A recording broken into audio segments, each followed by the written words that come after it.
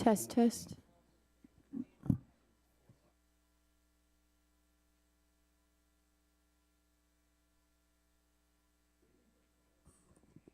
Test, test.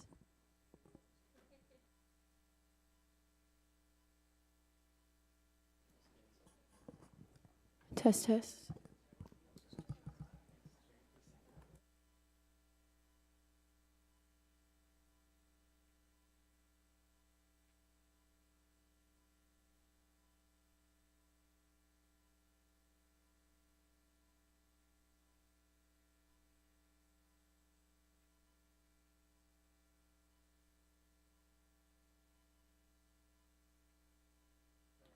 Testing, testing, 1, 2, 3.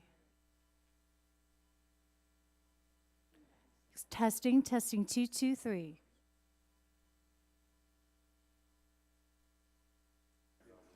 Testing, testing, 3, 2, 3.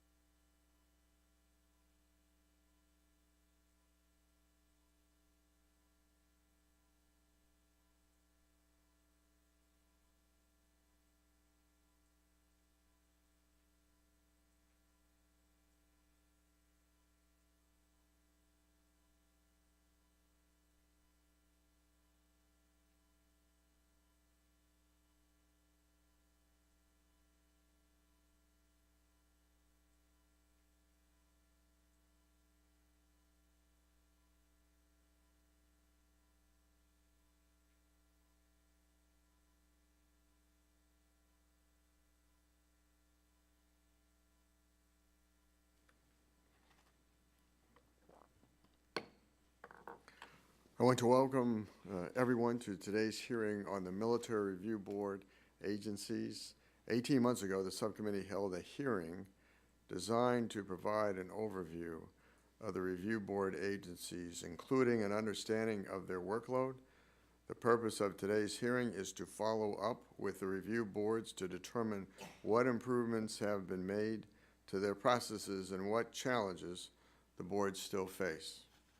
Each of the services have a board for correction of military records and discharge review board designed to correct errors in and remove injustices from military records.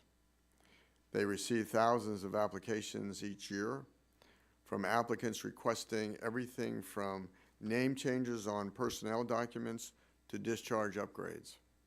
In reviewing the written statements of the witnesses today, I am encouraged by the level of effort and dedication that has gone into improving the efficiency and thoroughness of the board's processes. I was also struck by the sheer volume of applications that the board receives each year. However, despite the great strides that have been made, much work remains. I am still deeply concerned by the persistent backlog of applications and delays in processing.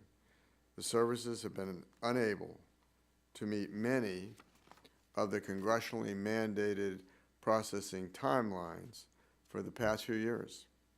In some cases, veterans have waited 450 days or more for actions on their applications. These delays have real consequences for both the applicants and their families.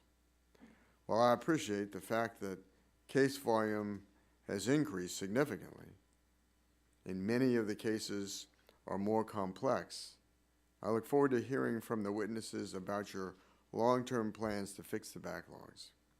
In addition, I would like to hear from each of the witnesses about how you are leveraging technology to improve efficiency. Finally, I look forward to acquiring a deeper understanding of what additional resources are needed to ensure the boards are able to meet processing timelines in the future. Before I introduce our panel, let me offer the ranking member, Ms. Spear, when she's here, not that Jackie. So what we're going to do, I think we're going to take testimony, and then Ms. Spear, when she gets here, will make her opening remarks. We are joined today by an outstanding panel.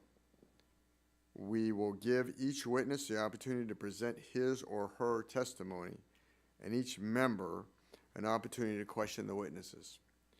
We would respectfully remind the witnesses to summarize to the greatest extent possible the high points of your written testimony in 5 minutes or less. Your written comments and statements will be made part of the hearing record.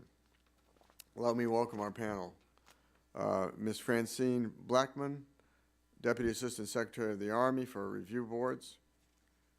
Mr. Robert Woods, Principal Deputy Assistant Secretary of the Navy for Manpower and Reserve Affairs. Mr. John Federigo, did I say that right? Close enough. Oh. Director of the Air Force Review Boards Agency. With that, Ms. Blackman, you may now make your opening statement.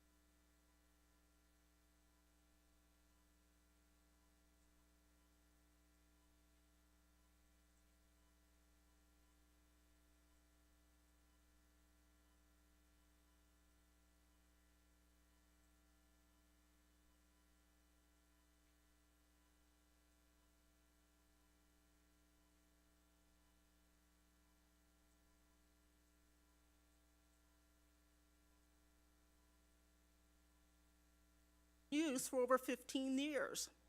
This antiquated system cost ARBA millions of dollars in annual sustainment fees and lacks the agility to address changing business requirements. Our upgraded case tracking system, or ACTS 2.0, will support our modernized new business processes and workflows.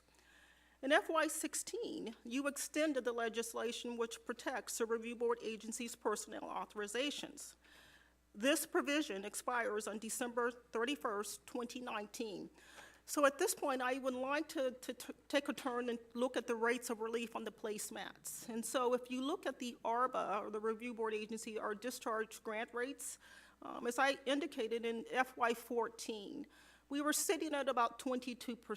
We had a slight dip in December, between July and December 15, but currently we're sitting at about a 52% grant rate. So if I turn the chart over and actually look at the backlog itself, you can see that beginning in January 12, we were actually meeting the congressional mandates. In 15, where we really started to look at our processes and really focusing on what could we do better for the applicants, you started to see the backlog increase. And about January of 18 or so, we started to say, what could we do without really additional resources? And so we were looking at things like quick win cases, where we could actually move the cases to lower levels for them to adjudicate, and quick hit cases where they were easy cases, things like Social Security numbers, name changes that we could kind of adjudicate very quickly. So as you can see, that number has started to drop, but we still have a significant backlog. So with additional growth, funding of IT systems, sustainment of current business processes, and continuation of existing legislative language, we will be in a powerful position to execute this vital mission to protect the men and women who serve our nation along with their families. I thank you for your continued support of our all-volunteer Army and the Army Review Board's agency. Thank you, Ms. Blackman. Mr. Woods, you're now recognized. Good afternoon, Chairman Kaufman, distinguished members of the committee. Again, my name is Robert Woods. I'm the Principal Deputy Assistant Secretary for Manpower and Reserve Affairs. On behalf of Secretary Spencer and Assistant Secretary Slavonic, as well as the passionate day-to-day leaders of our boards, I want to thank you for the opportunity to appear before you today to provide you an update since our last hearing in March of 17 on the progress we've made in reviewing petitions seeking various military discharge upgrades and relief. Let me start by assuring you that leadership of the department remains committed to assisting our present and former sailors and Marines with fair and open processes that will allow for appropriate corrections to their military service records. And we appreciate your legislative efforts as well, which have enhanced the resources available to us to streamline and modernize our processes with a view toward providing greater transparency, quality, and efficiency in the adjudication of matters presented before the boards. Now, you may recall in our last hearing, Chairman Kaufman expressed concern that in FY16, the board petitions seeking changes to their military discharge in which petitioners presented evidence of service-connected post-traumatic stress or traumatic brain injury. The Department of the Navy had granted relief in only about 18% of those cases. Members of the subcommittee also expressed similar concerns about a similar rate of relief pursuant to petitions presenting evidence of sexual assault while in military service. I'm pleased to report that in the period since our last hearing, we have improved significantly our review processes for these cases by providing specific training for our staff and board members on mental health and sexual assault issues, and ensuring that our boards have the benefit of advisors from medical experts in all of these cases. And as a result, in petitions adjudicated by the Board for Correction of Naval Records since the third quarter of FY17, when last we met, we granted relief in just over 43% of the petitions presenting evidence of mental health issues, and granted relief in just over 40% of those cases presenting evidence of sexual assault. And of course, this compares very favorably to the approximate 14% rate of relief granted in discharge petitions that did not involve mental health issues or sexual assault issues. Aligned with Secretary Spencer's priorities, which focus on people, capabilities, and processes, the Assistant Secretary has directed the BCNR to conduct a comprehensive transformation effort. And in FY17, we invested more than $2 million in a business process reengineering effort designed to transform the BCNR into a more modern and highly functioning organization. Additionally, the department funded 14 additional full-time civilian staff members, doubled the number of volunteer board members, and approved $500,000 for a new case management system. With the additional $1 million in appropriations this fiscal year, the BCNR began efforts to digitize existing records, migrate data systems, modernize our IT systems, and increase our manpower. Although these enhancements will significantly improve our execution of our mission, there is more that needs to be done, and we recognize that. One of the things we plan to do to try to get after our backlog is we're planning to contract for help in getting at those backlog cases so that we can process them more effectively. And we hope that within about 12 to 18 months of letting that contract, we will be able to eliminate our backlog of 4,500 cases that we now have and get to a more steady state of processing cases as they arrive within the timelines that have been established by the law. So with that brief statement and opening, I thank you again for this opportunity and present myself for your questions. Thank you. Mr. Federigo, you're now recognized for your opening statement. Good afternoon, Chairman Kaufman, Ranking Member Spear. On behalf of the men and women of the Air Force Review Board's agency, thank you for the opportunity to appear before you today.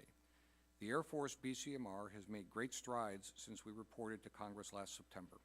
The BCMR embarked on a large-scale transformation effort that identified innovative solutions across a wide spectrum, achieving a significant results that have put us on a path of success. A thorough process reengineering effort led to a 50% increase in BCMR's production capacity. Total inventory has been reduced 48% from an all-time high of 7,000 cases at the end of FY17 to 3,634 cases as of 26 September 2018. The Air Force provided funds in late FY 2018 for 1 year of surge support. By the end of that contract period, the BCMR projects that the entire backlog of non-compliant cases will be eliminated. And aging cases that would otherwise have reached non-compliance will be processed within the required timeline. The BCMR executed an organizational redesign to ensure the right structure was in place to most effectively support the new process. The reorganized structure ensures every team member contributes to case processing, and this includes the leadership team. It also has the added benefit of providing a career ladder for the civilian workforce, incentivizing high-performing individuals and keeping valuable knowledge within the organization. The BCMR is projected to meet the congressionally mandated 18-month completion requirement for FY 2018 cases. Even with all of the success and significant improvements achieved, we look forward to the opportunity to discuss possible future requirements to set the BCMR up for continued success and ensure that we can meet all congressional timeliness requirements while delivering high-quality decisions for our airmen. Mr. Chairman, I thank you for the opportunity to appear before this committee and look forward to your questions. Thank you. I'd now like to recognize Ms. Spear for her opening remarks. Late arrival, but my scooter had an accident. Thank you, Mr. Chairman. When we last met to discuss this topic in March of 2017, I stated that your jobs are among the most important and difficult in the Pentagon. I still believe that, but I'm also concerned with the systems that you oversee. You're charged with ensuring the service of our military members is fairly characterized and accurately reflected in their records. To serve the men and women who have sacrificed for our country, the process must be timely, fair, and transparent. During the last hearing, we focused on the way boards can make our veterans whole, especially those who have suffered from TBI, PTSD, and other such conditions. either because of years of conflict or sexual assault. Today, I would like to get an update on how each of you are addressing these issues with claims adjudication, but I would also like to discuss some of the congressionally mandated requirements and how those influence your processes. Before beginning, I want to share a story with you that I believe is timely and just and reflects a real-life altering set of circumstances. Harmony Allen served in the Air Force and was discharged in 2011. She was brutally raped while she served and suffers from traumatic brain injury and post-traumatic stress disorder to this day. Since April 2013, she has been attempting to get her records corrected to reflect the disabling injuries she sustained. Despite Harmony's persistent efforts to gather documents, request notes from doctors, and otherwise demonstrate that her condition originated while she served, the Air Force BCMR continued to deny her based on tenuous or outright false technical grounds. This fight has taken a toll on Harmony and her family. She has provided my office with a memo documenting her experience in detail. I will work with the Air Force to ensure Harmony is provided an opportunity to have her case reviewed under the current rules and only requests a fair determination. We have made changes to the BCMR system since Harmony went through the worst of her ordeal, but I'm still concerned that you are all focusing on closing cases instead of adjudicating them fairly. Timely responses do matter, but it's incumbent upon you, your staffs, and board members to fully and fairly review claims that come forward. All too often, cases disappear into a black box. The system spits out a negative result years later, and service members have no idea why or how to appeal the decision. If making BCMRs fair and more transparent requires additional resources, consolidating boards across services, or even a special claims court that treated some cases differently, I want to hear your suggestions. I'd like to hear from each of you on how you balance the requirements of meeting timelines versus a thorough review of each case. I would also like to know how each of you implement liberal consideration and the training requirement for board members to include collaboration, if there is any, amongst the boards to ensure that there's some equity across all the services. I thank you again and look forward to the answers to those questions. Thank you, Ms. Spear. Let me begin with questions, and this is for anyone. Some of the, well, I'd like to, let's start with Ms. Blackman and go Mr. Woods and Mr. Verdugo. Some of the witnesses have mentioned in their written statements that they have hired surge support to eliminate the application backlog. I appreciate those efforts, but what specific additional resources are needed to ensure a long-term fix so that applications are processed within congressionally mandated timelines?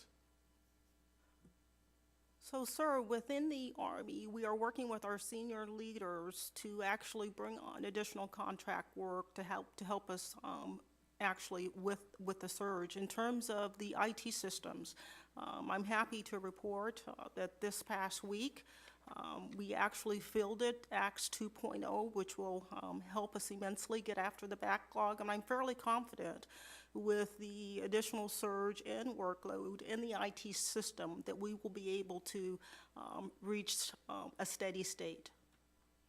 Mr. Woods.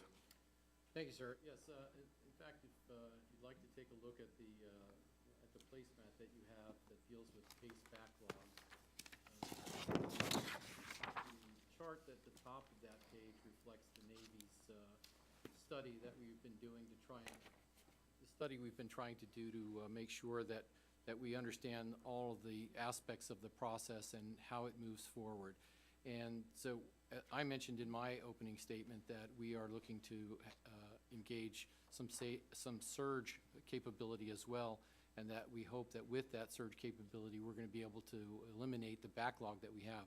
Basically, given our present staffing and our abilities to process cases in our present form, we basically are able to take care of cases as they come within a fairly reasonable time, but we are having trouble killing the backlog. And so the program that we're trying to do now is a faceted approach. First of all, we're looking at some surge capability that will help us process a lot of the backlog cases that we have now so that they can go to hearing and get on track to get that accomplished as a sort of separate entity.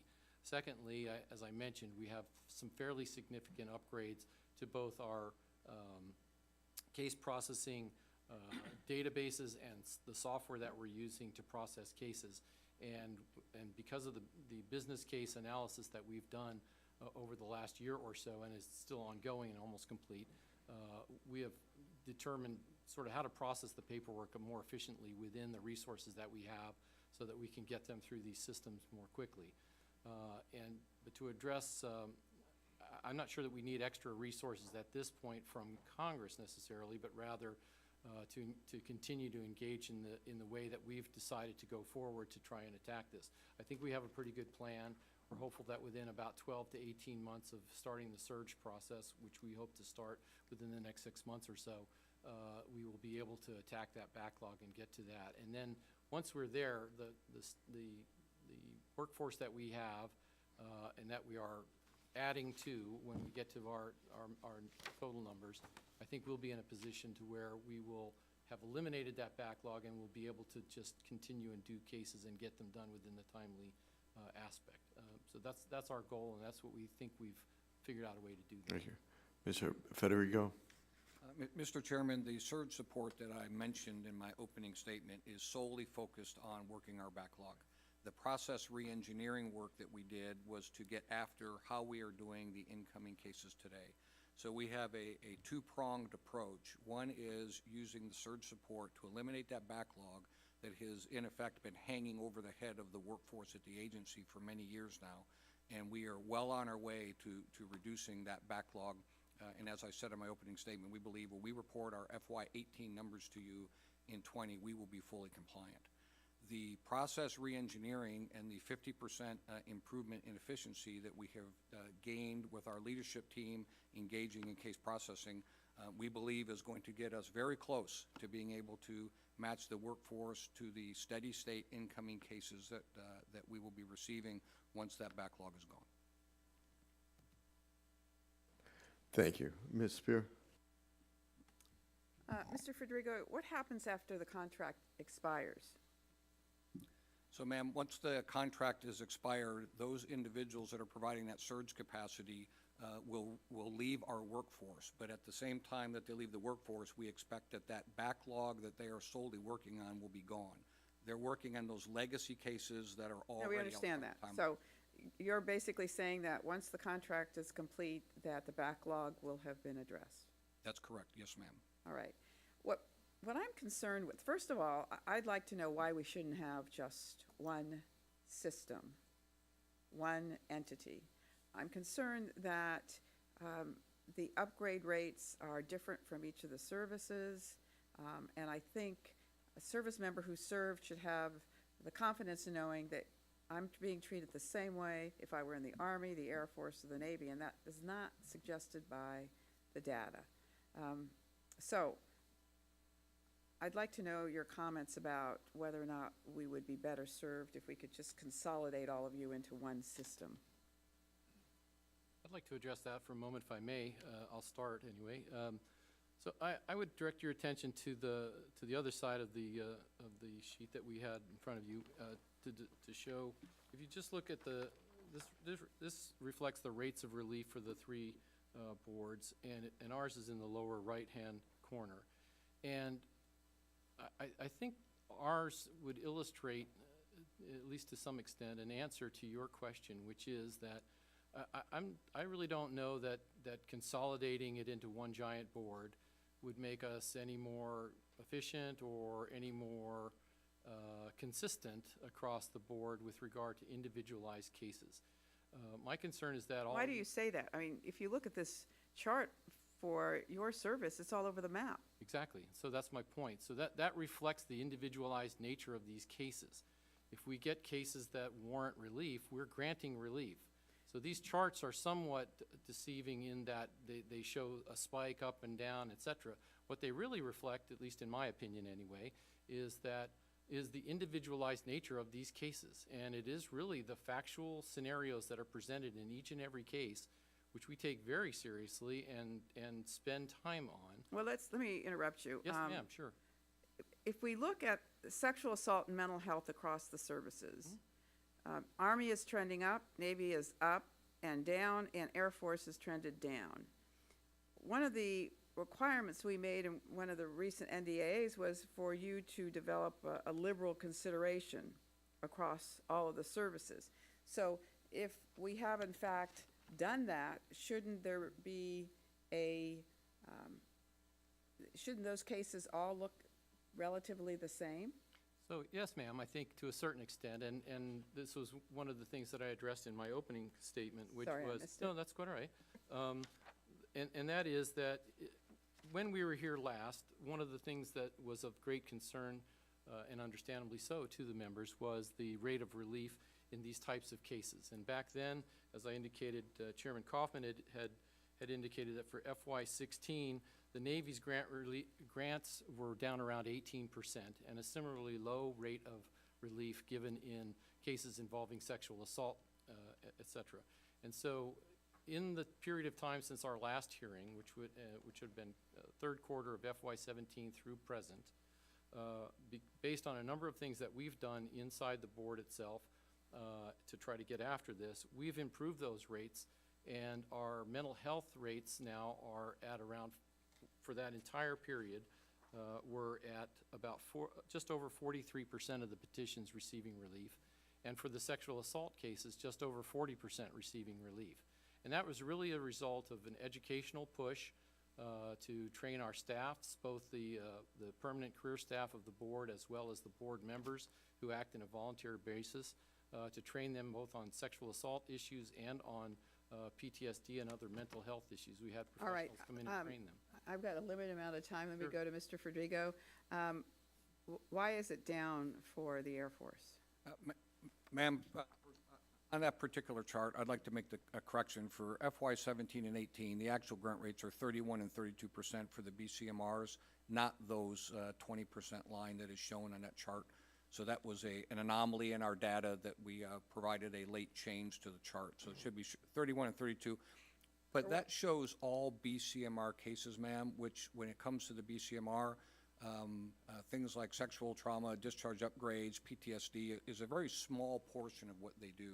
Out of roughly 6,000 cases that come into the BCMR every year, about 140 of them would fall into that category. And in that category, for instance, last year, in the last 4 quarters that we reported to OSD, 36% of cases that reported sexual trauma were actually grants within the BCMR. In our discharge review board, we see a higher percentage of cases. About 62% of all the cases that come into the DRB have some mental health aspect to them. And when we pulled the data prior to this hearing, 50% or 9 of the last 18 cases that involved military sexual trauma were actually grants from the DRB. So we've seen a significant increase in the grant percentages in those cases. All right, Ms. Blackman?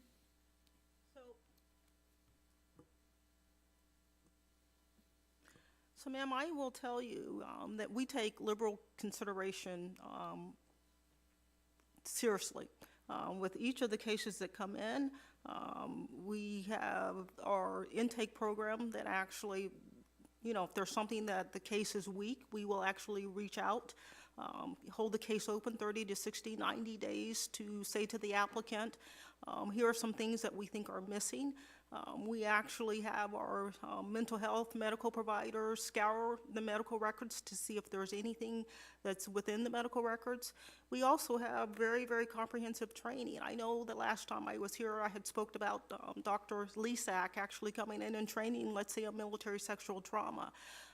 Last December, we had an individual to come in and brief us about PTSD and the impact on PTSD on the soldier. And this December, we're going to do something very similar, bringing Dr. Lisak back, given that we have about an additional 40 to 50 new members to the workforce. And so we just need to ensure that as we bring in new personnel, that they understand the impact of liberal consideration on these particular cases. Okay, I'm going to have to leave, but I want to thank you all for your participation in this hearing. I want to thank the chairman. But I would really appreciate if you would give some thought to what consolidation would look like, what would be wrong with consolidation, what would be the advantages. There's been some talk of a special claims court to legally adjudicate tough cases that could separate out the ones that are more difficult and take more time. I just want us to not be fixated into three separate entities when we're talking about a universe of service members who have served, who want to be considered for upgrades. And we want to make sure they're all being treated the same. And these numbers, these charts, do reflect a lot of differences. So with that, I yield back. Thank you, Ms. Spear. Let me continue the questioning then. What, why don't we start, this will go in the opposite. Mr. Federico, we'll start with you, Mr. Woods, Ms. Blackman. What are the services doing to identify the root cause of the dramatic increase in applications? Are service members being discharged without a good understanding of the consequences of their discharge characterization? Mr. Federico. Mr. Chairman, the increase that we see coming into the BCMR primarily, although we've seen somewhat of an uptick in all of our boards, we believe that's in large part due to our outreach programs. We do a pretty aggressive outreach effort to make sure that our service members that are currently serving understand all their options within the BCMR. In fact, we have a separate track within the BCMR for currently serving airmen who are facing career decisions related to promotions, decorations, PCS movements, financial issues, to try to fast-track those cases and get those answers to those currently serving airmen as quickly as possible. But then when they separate, whether that be through retirement or finishing an enlistment, they're also leaving with that same knowledge of what the BCMR can do for them. So we believe the uptick in cases, and it has not been significant in numbers when it comes to the sheer volume of cases, is much to do with our outreach. Our real timeliness challenges come with the complexity of these cases. We're seeing a much higher number of cases in our DRB and some in our BCMR that have mental health components. Right now, even with the fact that we've hired 3 new mental health providers, that still in many cases is adding 130 days to our process to get effective mental health advisories. So it's the complexity, Mr. Chairman, not necessarily just the numbers. Mr. Woods.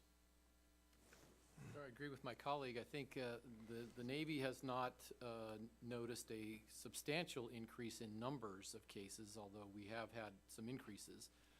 But more importantly, I would attribute those increases to, as Mr. Federico said, our outreach efforts. We have fairly extensive outreach efforts that we've done. We've met with many of the service support groups that are out there in the community, Human Rights Watch, places like that. We've put a lot up on the internet to try and ensure that folks know. Our Defense Council in the military justice system are all aware of the opportunity to come and advise their clients to come to the Board for Correction and Naval Records if that's necessary. So we have had a fairly significant outreach effort. But I think, to Mr. Federico's point, what we're seeing more is in an increase in the complexity of the cases that are coming in. Not so much in the volume, although the volume has increased somewhat. The more difficult aspect of it is that the nature of the cases involving various mental health issues, post-traumatic stress, things of that nature that are very difficult to deal with, those require more time. They require professional review by psychiatric specialists and so forth. And so because we're giving those cases that attention and that expert review, it's increasing the time that it takes to process these cases.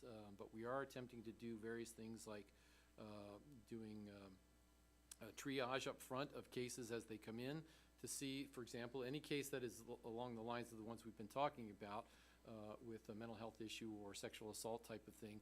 We triage those and identify those early and immediately seek the medical review of those at that point, rather than waiting for them to go further down the line in the process and then go, oh, we need to get one of these reviews. And so we've been doing a number of things to try and streamline our processes. But again, I'll let it stand with, I don't think a great number of increase, but really a great increase in complexity. Ms. Blackman?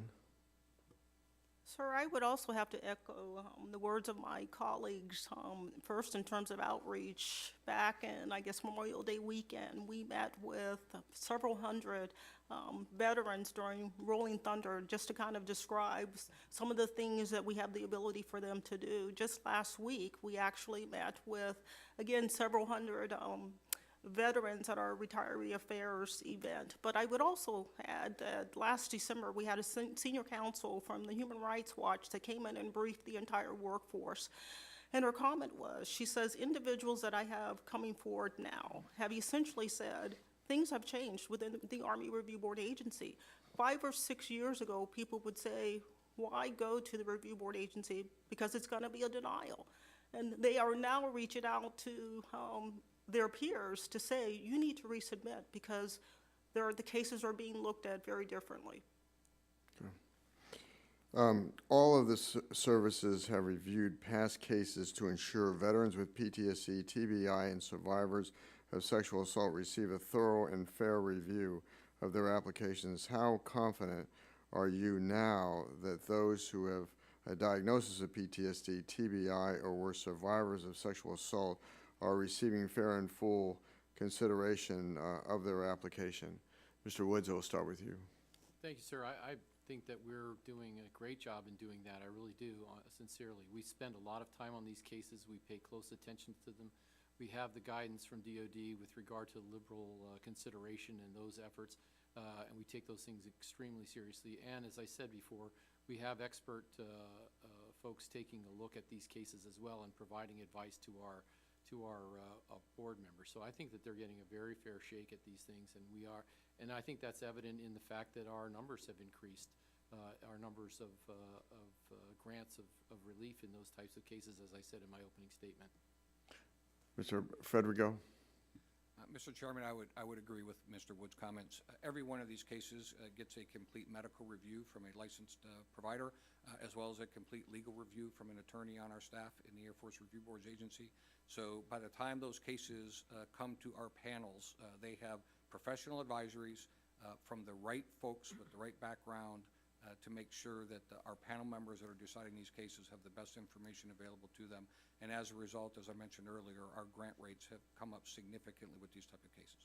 Ms. Blackman? Sir, again, I would have to echo the words of my colleague. One of the things, however, that we do is that if there's a disconnect between what the mental health provider has essentially said and the board has a bit of a disagreement with the input that the medical provider has indicated, those cases actually come forward to me for review. And so I see every one of those disconnects to say exactly what have we done with that particular case. Okay. The Army and Navy are partnering on a new standard case tracking system. Does the Air Force need a similar system upgrade, and are you considering working with the other services on that? Mr. Federico. Mr. Chairman, we are paying close attention to what the Army and Navy are doing. We are just coming to the end of our development of our own case management system. The last step is to go do a portal that we can allow electronic submission across all 10 of the boards we support at the Air Force Review Boards Agency, which would of course include the BCMR and DRB.